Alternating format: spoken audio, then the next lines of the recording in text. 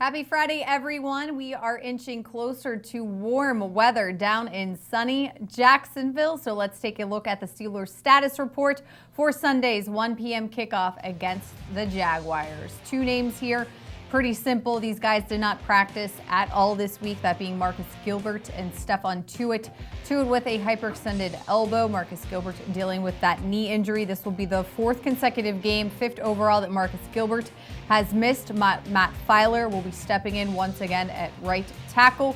And then Stephon Tuitt not able to go for the first time this season. And joining me now is Bob Labriola. So no Tuitt Labs. I think that means we're going to be seeing a lot more Tyson Alualu than we have in previous weeks. Yeah, probably, Missi. And, two things about the Jaguars and Alualu. First of all, he was a first-round pick of the Jacksonville franchise some years ago. That's how he broke into the league before signing as an unrestricted free agent with the Steelers. The other thing about Jacksonville is they are a run-heavy offense. In the two games against the Steelers last year, Jacksonville combined for 395 yards rushing and 6 rushing touchdowns. So the guys up front have to be able to handle a physical and aggressive Jacksonville offensive line.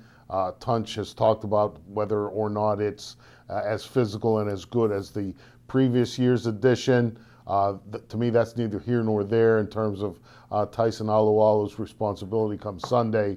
The Steelers need to, take control of the line of scrimmage. The Steelers defense needs to take some control of the line of scrimmage to try and limit the Jacksonville running attack and force Blake Bortles into passing. I think that is the way. That's a general recipe on how the Steelers leave Northern Florida with a victory.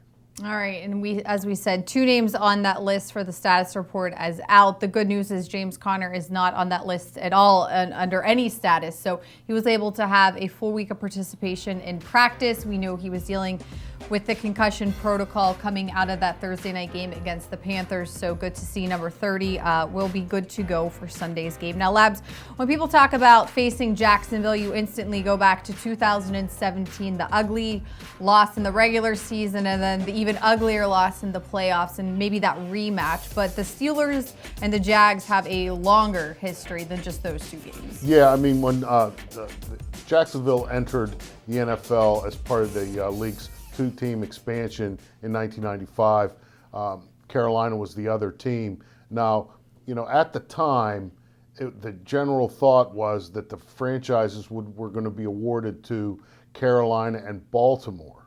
However, Paul Tagliabue, in something of a surprise, headed up the committee's decision, and Jacksonville got the franchise. Now, this impacted the Steelers immediately because without Baltimore getting the franchise, that opened the door for Baltimore to pursue the Browns, Art Modell, the owner at the time, and that's what precipitated the Browns leaving Cleveland and moving to Baltimore to become the Ravens. The other thing was that Jacksonville, being assigned to the AFC, the only division in the AFC at the time with 4 teams instead of 5, was the AFC Central. So Jacksonville joined the Steelers at the time in 1995. It was Jacksonville, Pittsburgh, Houston, Cincinnati, and Cleveland. That was the last year of the original Cleveland Browns in Cleveland. So they hired Tom Coughlin, and Tom Coughlin quickly identified the Steelers as the standard in the division, and so he set out to try and build a team that could compete and defeat the Steelers, because he saw that as being job number one for this new franchise. And the Steelers had some tough times, not so much against the Jaguars in Pittsburgh. That's more of a recent development. But back then, going down to Jacksonville was not pretty. The Steelers lost in 1995 to the expansion Jaguars. They lost in 1996 to the Jaguars in the opener. That game also cost the Steelers Greg Lloyd, who tore patellar tendon. And that game, to me, will always be memorable for the PA announcer leading the crowd in happy birthday to Tom Coughlin before the game actually ended. There's always a little bit of minor league baseball overtones going on when you play a football game in Jacksonville. 1997 was another famous one. The Steelers in that game were trailing by a significant margin at halftime. They came roaring back in the second half. Norm Johnson's lining up a 40-yard field goal to win the game on the last play. Chris Hudson, a Jaguars defensive back, blocks the field goal, scoops up the loose ball, and he's returning it for a touchdown down along the sideline in front of the Steelers bench. And I'm sure a lot of people have seen this clip. Bill Cowher, in a fit of rage, appeared to be ready to step across the sideline and block tackle Chris Hudson as he was running down the sideline.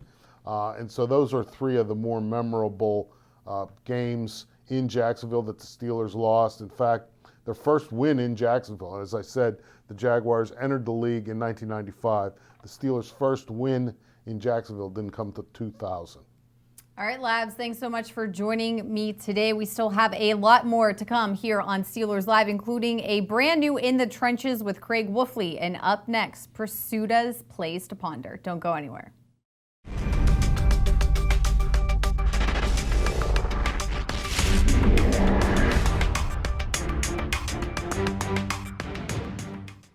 All right, we have some plays to ponder by Mike Pursuta, so let's head over to Mike.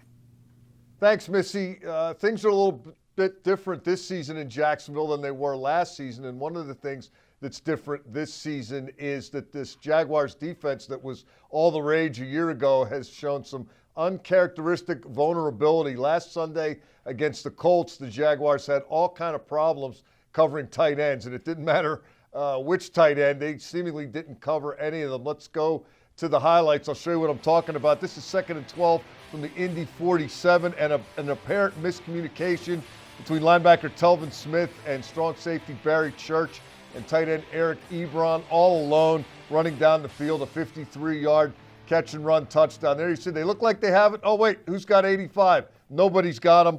Then the free safety to Sean Gibson gets over late, misses the tackle, touchdown Indianapolis. Here's the 2nd and 10 from the Jacks 35, a 27-yard completion to tight end Mo Alley Cox. That's Jalen Ramsey at free safety. He lined up at free safety a fair amount of the times against Indianapolis, and it still didn't work. And here's just a too easy touchdown to Ebron. Again, he had 3 touchdowns in this game in the early stages of the second quarter. And once again, you see Smith and Church standing around talking to one another. They're looking at each other. I thought you had him. No, I thought you had him. This is called miscommunication. That makes it too easy. Another difference, Leonard Fournette has not been available to Jacksonville this year, but he's back now. This is just his 3rd appearance of the season. That's an 11-yard run. You've seen that outside stretch play in the cutback. That's kind of Fournette's forte. He got 24 carries and 53 yards. They got him back up to speed. And this is Jaguars football as we remember it from last year. A little play action, fake jet sweep, and then the screen to Fournette. He showed some real burst there Sunday against the Colts. He played in the opener, got hurt, tried to come back in week 4, got hurt again. This was his 3rd appearance, and he looked like he was getting his legs back under him. Here's an all-too-easy touchdown. He's a good red zone target, and the Jaguars take advantage of it here. He just bleeds out into the flat, easy play. Here's Blake Bortles, and think of him what you may, but he can make plays. He's a veteran, and when you make it easy on him with a 3-man rush, as the Colts did in this instance, this is a 3rd and 3, and rather than go to Fournette, Jacksonville goes to an empty formation. Bortles just waits for somebody to beat press man coverage. In this case, it's Dede Moncrief, and the safety can't make the play. Bortles can sit in the pocket and throw the ball accurately. He's not famous for it, but it is not beyond his grasp. Here it is one more time. That's a real good throw, good route by Moncrief, and he is on his way to the end zone. Last but not least, don't sleep on the special teams. Fake punt by Jacksonville, and the Jaguars get just enough. 4th and 4 from the Indy 30-yard line. That's punter Logan Cook doing the left-handed throwing, and tight end James O'Shaughnessy comes behind the formation, and that gives him just enough room. Then a little move inside, not a clean tackle, and he gets it done. Here's something you don't see every day, a blocked extra point, and the Colts wind up returning this for a touchdown, but the 2-point conversion, I should say, off the block ends up not counting because you're going to see an illegal block right there. That gets called a block below the waist, and the significant part of that play from the Jacksonville standpoint is that's a defensive tackle, Avery Jones, a big guy who's hustling all the way down the field, chasing the play and putting himself in a position to be illegally blocked. But wanted to include that this week just because you don't often see a guy return the football that far after a blocked extra point. You never know what could happen on special teams. Here's what you should suspect will happen in Jacksonville. If the Steelers can take away Leonard Fournette, they make the Jaguars one-dimensional. They have a much better chance. If they let him get established, that opens up the play-action game for Blake Bortles. It opens up the play-action bootleg game, and it opens up the play-action bootleg running game for Blake Bortles. So stop Leonard Fournette and take your chances. I'm Mike Pursuta, and those are this week's Plays to Ponder. All right, thanks so much, Mike, and we hope you are hungry. Don't go anywhere. Craig Wolfley has a special treat coming right up.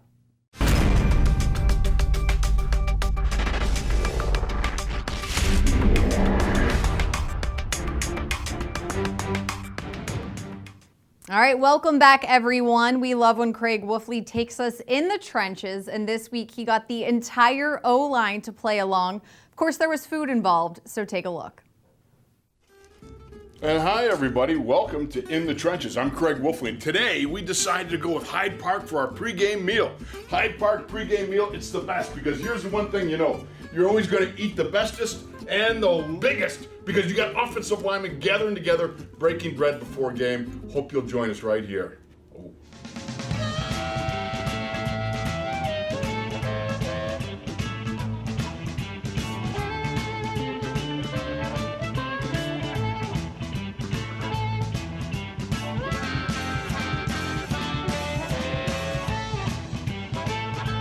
Brought Hyde Park to you. Come on. Wow. This is our 22-ounce prime ribeye. We have some shrimp cocktail. Some shrimp for days. Only the best shrimp cocktail. Shrimp cocktail. We have Brussels sprouts with some bacon marmalade. And the lobster mac and cheese. So I want to know, like, who's the biggest eater on game day? Because you got the pregame meal. Uh-oh, hands are flying. The guys who aren't playing. Yeah. He's smart. All right, so there's no doubt who the biggest eater is. Then who eats the lightest at pregame meal? Pounds? You eat like, why is that? Nerves? No, it's more of a speed thing. Okay. I'm a fast runner. Okay. Wow, All right. how many dogs eat, right? Is that something that's saying, right? How little do you eat? One slice of turkey bacon, That's about it? slice of waffle. Okay. Who's the quietest guys amongst you as you're eating your pregame? Who's the quietest? Okay, so Matt. Like shoes. Shoots? I'm the quietest guy on the team. Give us some, shoot. All right, then who's the loudest? Give us a story. Huh? Definitely Dave. Probably Moan because it's Banner. That has to be Banner. Banner. Banner. It's Banner. Banner? Okay, so he's a two-time winner. You know, I haven't heard a word coming from Ragu. All right, now this is mass consumption right in front of me. That's like the size of that's like a small prairie mammal you're consuming right there. All right. It is. Take it down. Waffle order! A Wagyu!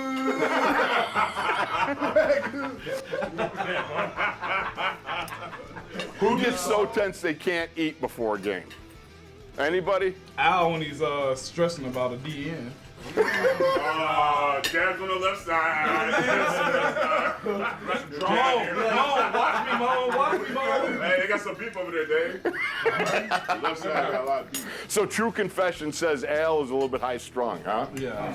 Is anybody superstitious? Do you eat the same thing over and over? Put the right foot on every time. Start with the Right, right. you start with the right foot on? For whatever reason, I have no idea. Have you ever gone with the left foot first? Don't even want a chance. No, that's like the hokey pokey, right? Don't even All want right, a turn chance. yourself around. I don't even know what's going on the left side. Who does Mike Munchak the best? They said Al. People, you can't imitate.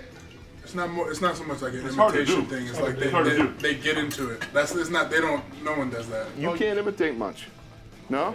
Oh, okay. See, I don't believe you guys. I think you don't want to put it on camera because everybody's got one guy that mimics the. We gotta come here tomorrow. All right, but see, this is true confessions. We're getting it right now, okay? If I were to do a Munchak impression, I will end up in a body bag in Scranton. Got it, okay.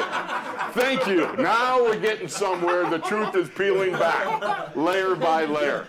Lastly, do you guys do anything before, after the pregame meal? You guys mass in the locker room, what have you, but the last moment you're together in the locker room, is there anything significant anybody says, or it's just that acknowledgement, this is the time, this is the place, and away we go? Okay. Every pregame he breaks the wall. There's this wall in the locker room. 5 minutes he has to break out. Reinforce it. I broke the wall so many times from punching they hadn't even fixed it anymore. Yeah, it just said, like, we're not going to fix it until you're done, I guess. I would take that after you wrap your hand real tight, huh? My hands, That's yeah, something you've always done. I don't know, when did I started just, never. I think it's always here. You did ever since I was here. Yeah, so But it's always our biggest thing is Thursday nights. Thursday nights? huge. So this meal would occur on Thursday nights as well? Thursday nights. And who's the ringleader of that? Okay, At his Pounds. house. You're not cooking, I take it, I'm right? Jon Snow, bro. Let's be serious. Jon Snow here. Coach, you want to join in and discuss the habits of the way these guys eat? Adios, fellas. Look at RJ. Typical RJ. RJ, no way.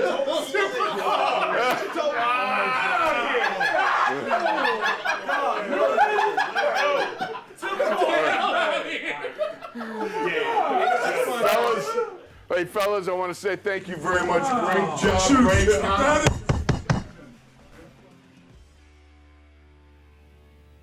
All right. Our thanks, as always, to Craig Wolfley for taking us in the trenches, to the entire O-line for eating some food and telling us some O-line secrets, and, of course, to Hyde Park for providing a scrumptious meal for everybody. I really enjoyed the lobster mac and cheese. Don't forget, tomorrow on Saturday down in Jacksonville, there will be a Steelers Nation Unite Road Warriors block party and a very special Steelers Live coming your way at 7 p.m. Eastern. We will be at the River City Brewing Company, so make sure you come check that out. All of the information is located on SteelersNationUnite.com and Steelers.com.